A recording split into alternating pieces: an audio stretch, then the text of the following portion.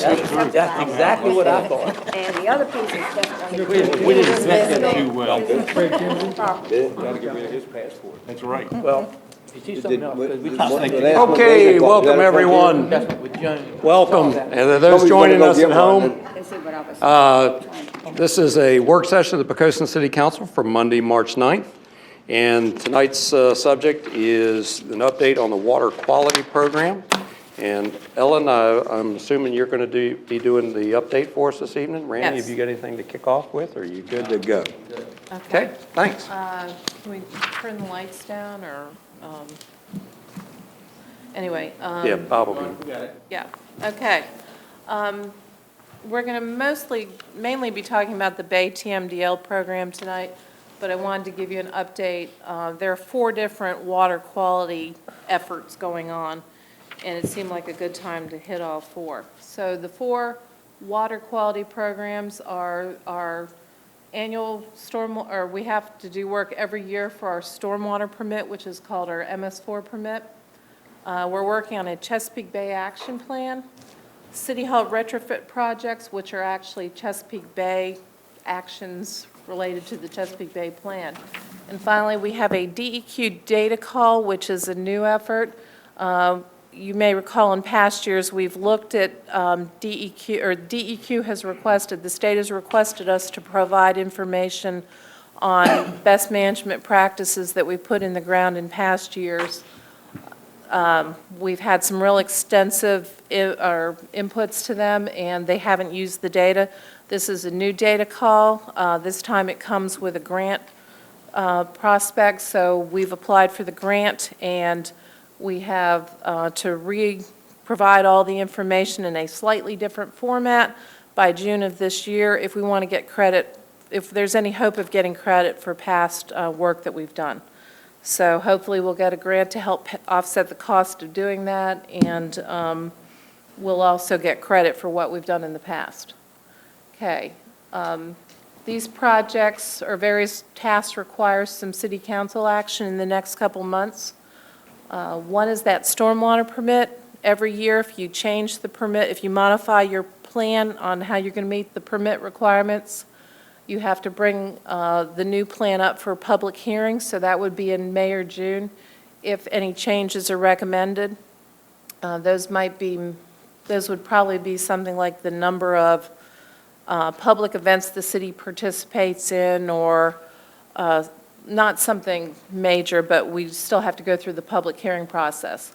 The Chesapeake Bay Action Plan must come before you guys in a public hearing in May or June. City Hall retrofit projects, we're hoping to get bids or the result of the bidding process if they're approved in late spring or summer. That depends on the state review and the permitting of the projects. And finally, that DEQ data call grant update. Hopefully I'll have information on whether or not we receive grant funding for that in May or June. Okay, the stormwater permit. This is a list of about 100 items we have to accomplish every year. This is this permit from EPA through the state to us that allows us to discharge stormwater into the state waters and federal waters. We're in the second year of a 5-year permit cycle, and this time the cycle emphasizes good housekeeping on public works and other city properties and the Bay TMDL program. There have been a lot of upgrades to the public works facilities. There may be some in future years as a result of this permit, but not this year. And finally, we have to consider continue with other water quality work, like looking for illicit discharges, sending out public education material, that sort of thing. Okay. The Bay Action Plan is required through our stormwater permit. What this is basically we have to develop a plan that says this is how we're going to meet the Bay goals for the first 5-year period. And in order to do that, we're doing a couple steps. One is we're going to define the service area that drains into our drainage system. Our Bay TMDL requirements are based on how much area drains into the publicly owned drainage system. So the goal here is to take out land areas like Plumtree Island, people's backyards that drain directly into coves or rivers, and private drainage systems so that we don't end up having to treat more than what the city actually controls. And right now, we're close to finalizing that step so that when we come back with the Bay program, I'll actually be able to show you with maps that we reduce the amount of area that we have to treat significantly. Less area to treat means less Bay TMDL retrofit costs. What we've started doing is calculating the pollution removal requirements based on that service area. So that will tell us how much phosphorus, nitrogen, and sediment we have to remove. And finally, they're developing a plan of retrofits to meet those first treatment goals and also looking long range at the next 2 permit cycles so we can plan ahead for long-range treatment. State guidance for the action plan will be finalized in April, so we find ourselves in a position of having to go ahead and do the plan with the draft state guidance, but we won't finalize it until after the state has finalized their guidance. That way we won't miss something along the way. So we'll have a short turnaround between April and June when I have to present the information to you and go through the public hearing process. So it's due by the end of June, so the city has to hold that public hearing by June 30th. Okay, retrofits. So at the same time, program's a little unusual in that at the same time we're planning to do retrofits, we have to start putting retrofits in the ground, otherwise we won't meet the first deadline. So that's a little bit odd because we're not quite sure what our final goal is, what our final moving target is while we start putting these things in the ground. However, if we don't start now, we'll miss the first deadline, and we won't, we'll be subject to pretty rigorous fines. The other advantage of starting with the retrofits now, starting to put things in the ground, is right now there's more grant money, so we're getting some of the funding for these projects if we start now. So the goals of the retrofits are to be cost effective. We want to remove as many pounds of pollution as we can for the least amount of money. We want to provide some secondary benefit like flood capacity or some recreational benefit. And we need to meet those permit deadlines so we're not in violation of our permit. Okay, how to make the retrofits cost effective. One is if we can use city-owned property, then we're not having to add the cost of easements or purchasing land into the cost of building these retrofits. We're looking for city-owned property that is not being used for other purposes such as recreation, public works, and that is not really conducive to economic development. So we don't want to lose or have an opportunity cost for losing something that land that we're actually using to a retrofit. We want to use an accepted treatment method. There are a lot of good ideas for how we can remove pollution in the coastal plain. Unfortunately, a lot of them have not been approved by the Bay program yet. There have been cases where cities and counties have gone ahead and started putting something in the ground only to find that the amount of pollution removal credit that they would get for that practice changes, or the practice itself isn't really approved by the Bay program. So we're only doing treatment methods right now that have been approved and that we know work and we know we're going to get credit for. We're looking for large drainage areas with older, untreated development. In other words, we don't want to go and build a treatment plant next to a subdivision that already has a pond in it. And we want to look for large drainage areas so we get the most treatment for what we're doing. We're looking for minimal trees or wetlands on city-owned property located in that service area, because if it's outside the service area, we don't get credit for it. And we're looking for something large enough to handle a treatment practice. Okay, we're going to talk about some retrofits tonight for the Oxford Run watershed, because it's a large area full of older development that hasn't been treated. So we're using city-owned property. We're looking at accepted treatment methods, in this case a pond and a constructed wetland. Larger drainage area, older development, The Oxford Run watershed carries flow from Victory Boulevard, which doesn't have any water quality treatment, from parts of the commercial district and With Creek Road, which for the most part have no water quality treatment, and from City Hall. So the reason Oxford Run has come up in the past because it's an obvious place where we need treatment. We know it's in the service area. The two sites that were selected are less attractive for economic development because of their configuration. One is very narrow. The other one is located on City Hall Drive, which is private. They have few wetlands. Unfortunately, both are treed. What happened when we got into this process is we found that almost any city-owned property that is not being used for some purpose now, that does not have or may not have or that has good economic development potential, has trees on it. So what we had to do is when these features were sized, we included the pollution removal that we lost by cutting down the trees and added that back in. Excuse me, before you leave that, what's the problem with trees? Well, they're good for the environment. That's what the Bay program counts as the basic condition. They want our runoff our stormwater runoff when it hits the Bay to have the same water quality it would have if it had come off of a forested area.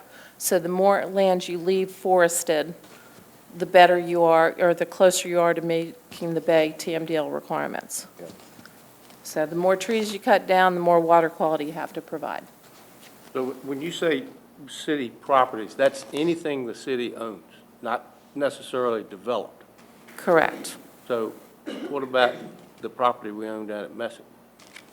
The problem with the property down at Messick is it's a potential, but it doesn't have that large area of developed land draining to it.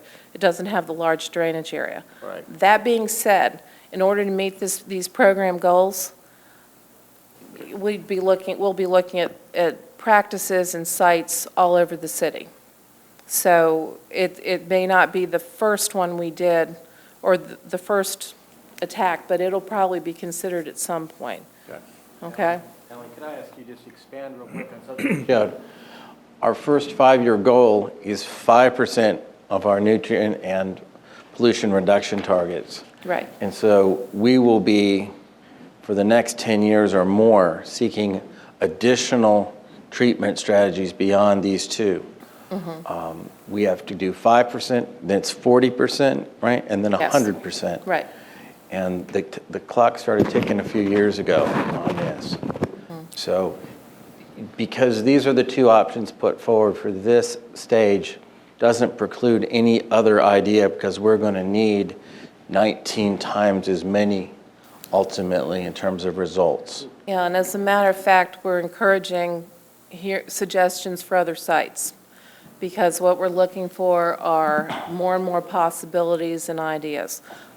Going forward, what we're going to do is hopefully two things. We're going to get ideas for where we can put these sites in the near term and look for treatment strategies. We're also hoping and through various memberships and organizations, trying to encourage the Bay program to allow more alternative treatment measures that work in the coastal plain. We were looking at a rain garden. The soil conditions wouldn't work for it. So we can't do any infiltration because our groundwater table's so high.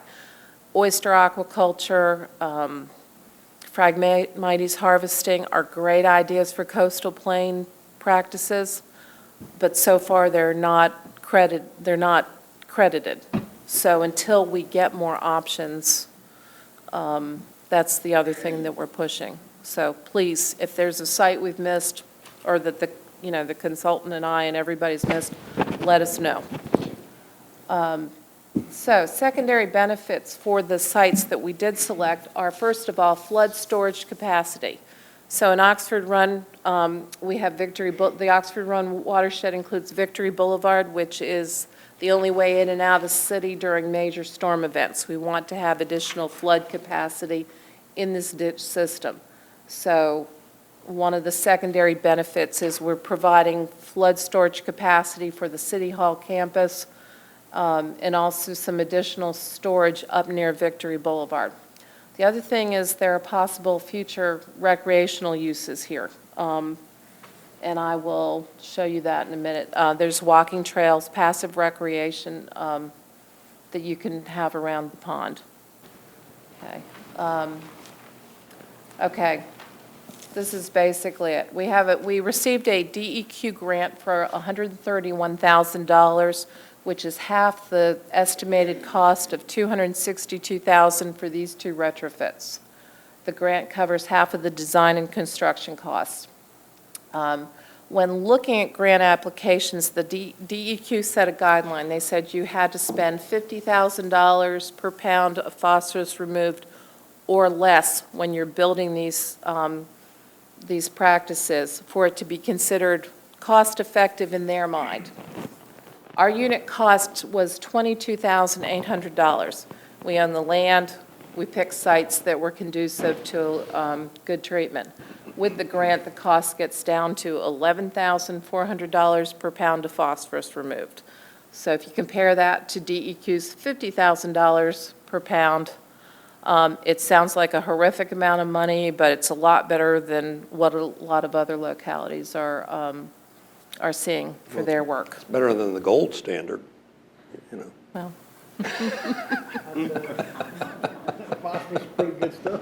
Well, anyway, that's what's going on. That's what numbers we're seeing in the state. So anyway, I'm going to switch and show you the sites in just a second. But once again, that DEQ data call is the other thing we're working on.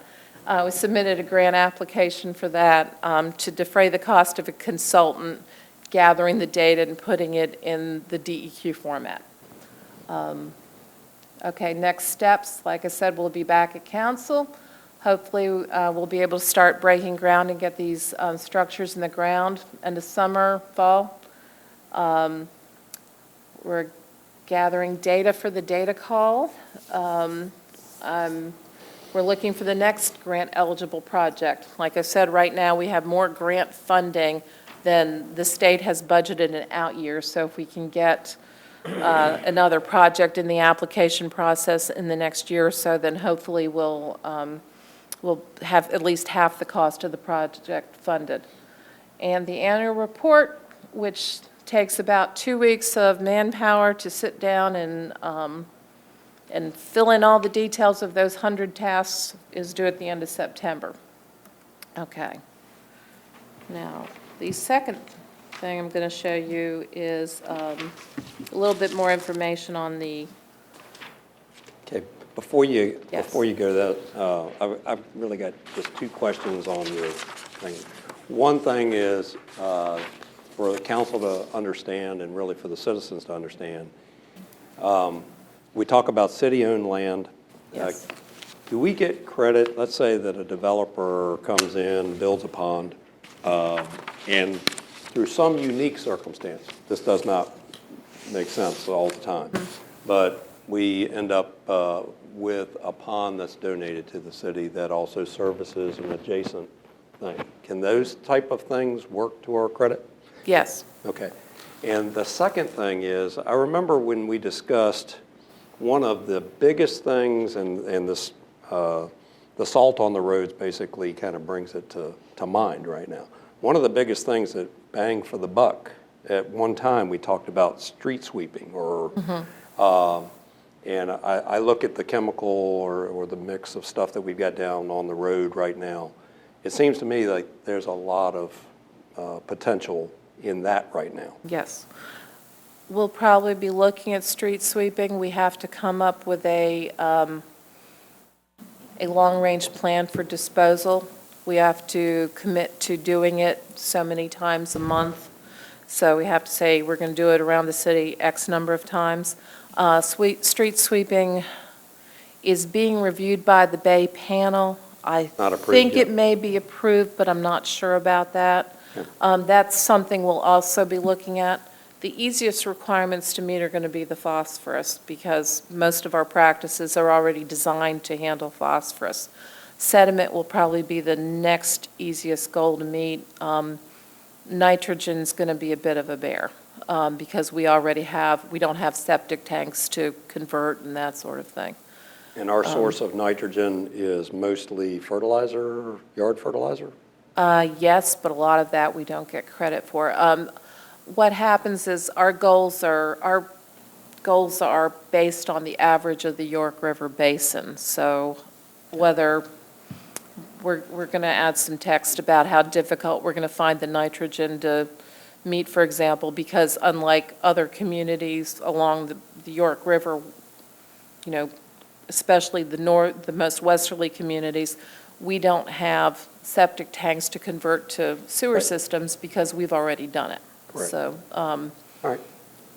Just wanted to make sure that those two things were at least still on the table. everything is on the table. Any practice that we can do, we're going to consider. The consultant's looking through a whole variety of things. So please, if anyone has a suggestion, we'll be glad to hear it and see if we can include it. Okay, there are two sites shown here. One is the created wetland site. There is a strip of land located adjacent to, or first of all, I've lost my, okay. This is Victory Boulevard. This is City Hall Avenue, which I'm sure you guys, everybody knew. There's a small piece of land right here that's at most 150 feet deep. Most of it is shallower than that. The intent there is to take the ditch and basically widen it out and plant wetlands, grasses, and add a sediment forebay and some other practices and turn it into a created wetland. The reason for that is because created wetlands provide the most treatment in small spaces. There isn't enough room to put a pond there, and this will actually, the pond will, or the ditch will kind of bow out in this area. We've run this by Public Works in terms of the maintenance of possible plants. We're looking for things that are more aesthetically pleasing. So it provides more flood storage capacity and also more water quality treatment. The wet pond location is between the gravel Parks and Rec area, kind of this little outside gathering spot, and the towers. It is located, it would be oriented in this direction so that water from City Hall Avenue and from City Hall itself is conveyed through pipes into the pond. It'll get treated and the outfall will be here somewhere. There'll be about 50 feet between, and obviously none of this is to scale, there'll be about 50 feet at minimum between the tower and the pond. That area will remain wooded. There'll be a fringe of woods between the pond side and the City Hall Avenue Drive. So those are the two locations we're talking about. If you want to see what a created wetlands looks like, you can see there's a slope down here. There are areas where there's standing water, areas where there's plants. Here's another example. This one, in this particular case, they've got some flowering plants, and we're looking at those along the bank. And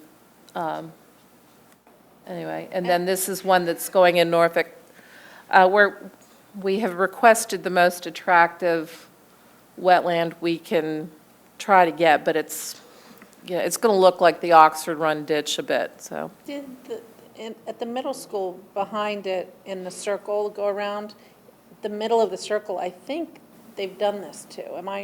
Have you been there? I will look, I'm not sure. Yeah, this would be a It's a bit, retention. It is. It's yeah. It's a retention basin that's been planted. We- About the best we could come up with for an infiltration pond. Yeah. It ain't gonna work. We have a couple areas where we have rain gardens or little created wetlands. The nice thing about those is since they were more of a private project, they didn't really need to meet all the Bay TMDL requirements. When you get into getting the credit game, for lack of a better term, you have to meet some fairly stringent requirements. They have to be a certain size, minimum size? It's more cost-effective to do a minimum size, which is what we were looking at, but they also have to meet, we did soil borings out here to see if the sites were conducive to what we were doing, and we're looking at the soils, the groundwater level, that sort of thing. And a lot of the smaller facilities, like the rain garden by Public Works, it's a beautiful rain garden, but we didn't do any of that testing, and we're not really, it was more a public participation project than one for credit. Okay. And then, of course, we have the pond, and I'm showing you, this is a much larger pond, but it kind of gives you an idea of the shape. And I also wanted to emphasize the fact that you can get some recreational use out of it. This is a pond in DeWitt, New York. The building down at the bottom right-hand side of the page is actually their town hall. You can see they have a little playground kind of off near the, let me see, my cursor's gone up. On the right-hand side of the page, they have a tot lot playground. The rooftop you see toward the center of the page between the parking lot and the pond is actually a picnic ground, a screened-in picnic ground. The pond has a trail all around it. It has a butterfly garden. It has a little dock in one place. And that walking trail leads to the Erie Canal Walking Trail. So it's kind of a little diversionary, a short path if you don't want to take the long path. So these are ways that you could make these BMPs in the future, maybe provide some secondary benefit in addition to just flood control. So that's basically it. I'll be back in May and June with more information as we get the plans finalized. Okay. Any questions of council? Good brief. Thank you, as always, for everything that you're doing on this. I know that you are a small staff of one. And you do everything that you do the implementation of a lot of agencies that have many more employees. So appreciate the insight and look forward to seeing this stuff again in June. Yeah, and I want to say thank you for the ability to hire consultants on this. This made a huge difference, and I think that's why we have that grant. So I think that consultant money's been paid back, and I appreciate the help. They've been really great for this. Great. So. Okay, thank you, and we'll adjourn the work session, be right back on for the regular meeting. Thank you, Ellen. These are not that way. They're all we're doing.